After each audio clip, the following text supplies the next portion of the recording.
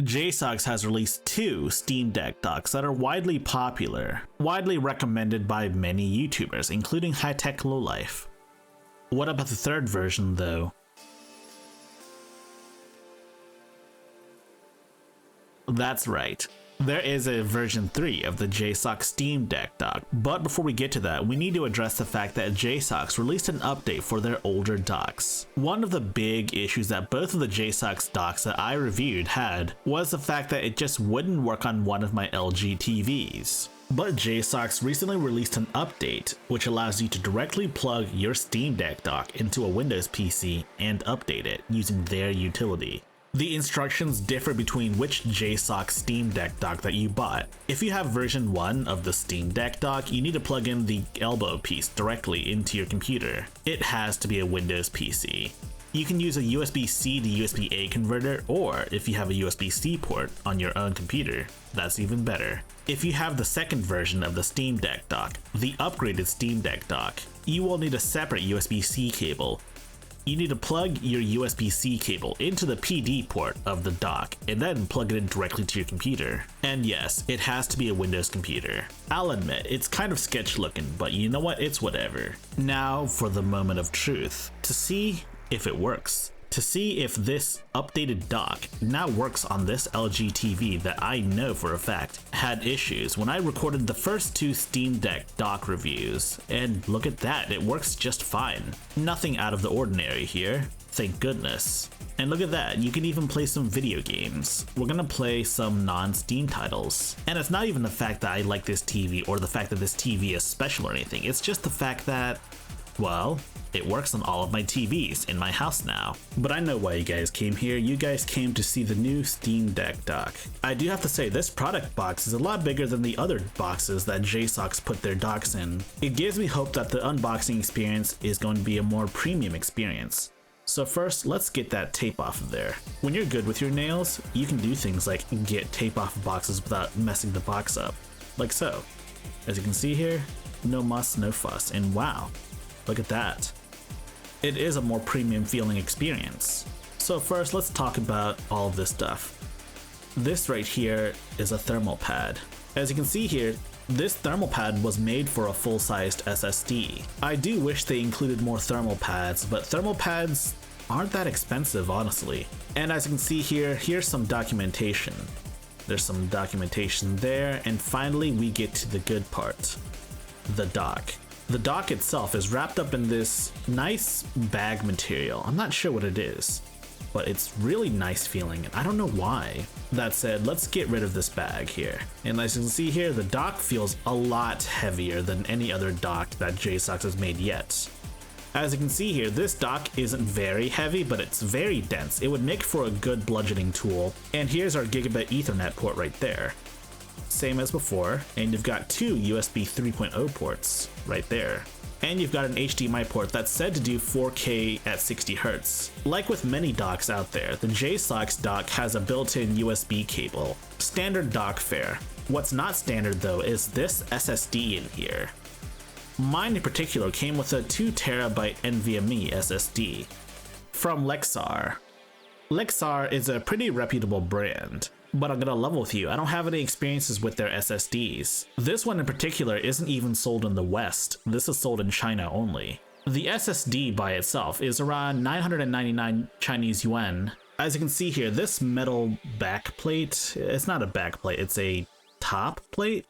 It's quite heavy. This entire dock is quite heavy. It's very dense, like the rest of the deck. And yes, it's friction fitted. I found that out a bit later. As you can see here, the SSD itself is removable and ultimately replaceable if you have your own SSD. As you can see here, there are multiple mounting points for various NVMe SSDs of various sizes. The biggest SSD size this thing supports is an NVMe 2280 sized SSD. 2280, or more accurately 80mm NVMe SSDs, are the most commonly used sizes for various custom-built gaming PCs, or you know, gaming laptops. Of course, I saw it fit to break out my old 256GB NVMe SSD that was originally in my Steam Deck before I replaced it with a 2TB update. Installing your own SSDs is pretty simple. All you have to do is install it at an angle as you would with any other SSD and insert the little tab in the hole.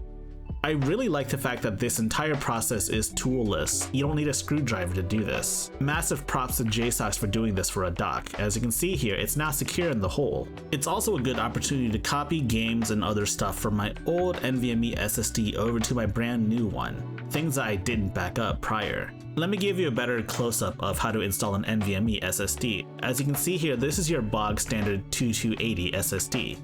You just stick it in at an angle right there, in this little hole right there. You need to make sure the key lines up properly, because this only goes in one way. If you're uncomfortable with doing this, you should find a computer literate friend that's willing to do this for you. And then you just stick the little pin in there. You use one hand to secure the SSD down while you stick the pin in there. And there you go. It's installed. Perfect. Of course, there is one more step before you put the top back on. Remember the thermal pad? Yeah, we're gonna put the thermal pad right on top of this. The thermal pad helps dissipate heat from your SSD because SSDs do make a lot of heat. Thermal pads are also reusable provided you're very delicate when replacing the SSDs. If you're not delicate with your thermal pads, you may end up ripping them, so be careful. After removing the plastic from your thermal pads, all you have to do is lay it over top of your SSD. Like so, just like that. Just there we go. Lay it down, get it in there. Now the thermal pad transfers heat from the SSD to the entire dock and dissipates it that way. The outside material makes for a very nice heatsink as well. And to reinstall the top of this device, all you have to do is just snap it in place. As you can see here, the NVMe SSD that was included in this has its own file system already, and it has a Steam library folder already built into it. Whenever you get a new drive, it's always good practice to format it, so we're gonna do just that. And now for the fun part. There's a very neat script right here, made by Scop on GitHub that'll let you do just that. Admittedly, there are some unusual caveats with game mode, such as anything to do with external storage, so like, this utility is very much appreciated. On Mr. Chinball Gaming's YouTube channel, there's a great tutorial on how to make use of this tool, as well as, you know, auto mounting and stuff. That said, this mounting script isn't perfect, and it's a very work in progress script, if I do say so myself. Unfortunately, hot swapping it doesn't work as expected. You can't just unplug it and plug it back in for the time being. That's more of a limitation of this script right here. But it's not to say that hot swapping doesn't work. It's just that it requires a few extra hoops to jump through. For example, you could add zmount.sh to your Steam library, and then you can mount it again, just by doing this whole routine all over again. The ability to add, set up, and automatically mount your external devices. I personally think this should have been a feature at launch. This should have been something that was built into game mode at launch. JSAUX themselves are making a script, and it's pretty work in progress. As of the time of this writing, the script is still in development though, so I can't really comment on the script. But I can totally comment on the rest of this device. For desktop mode, things work as expected. You can just use it as intended. In game mode, things aren't so easy though, and ultimately I believe that's an oversight from Valve's part. It's very nice that we have scripts that are work in progress from both JSAUX as well as Scopy on GitHub, but these are merely workarounds, and a Valve developed solution would be a lot more cohesive, and you know, it would probably be a part of SteamOS instead of using an external utility. You know? I'm not going to lie to you, it's not a very seamless experience. And in game mode, it's kind of a clunky experience, though in desktop mode, it works like a charm. And yes, while clunky, it's still a very cool thing to do. It's very cool to have a dock that has a built-in SSD that you can run games off of. Like Sonic Mania here is running off of the SSD. Not the most taxing game, but you know what, Sonic Mania is a good game. You'll have to forgive my poor gameplay, I'm using one hand to play this game. In theory, this dock is very cool. It's probably the coolest Steam Deck dock you'll ever see. Maybe even cooler than the official Valve one. That said, none of the issues have to do with the dock itself. The hardware itself is great. It works beautifully. I plugged it into my Windows PC and it just works. The problem ultimately stems down to SteamOS not supporting external devices by default in game mode. And here's to hoping Valve remedies it soon. We finally relaunched our Patreon page, so be sure to check us out if you want to support us. Promise we'll start doing exclusive content soon.